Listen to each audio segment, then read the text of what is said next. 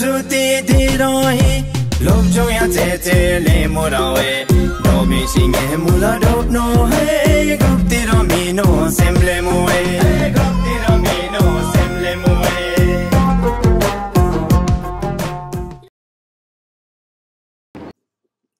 అలా సాంగ్ అయిపోయింది. సాంగ్ చాలా బాగా వచ్చింది. తర్వాత పాపకి ఆ గోయంకి బాయ్ చెప్పేసి మళ్ళీ స్టార్ట్ అయిపోయాను మన ట్రెక్కింగ్లోకి.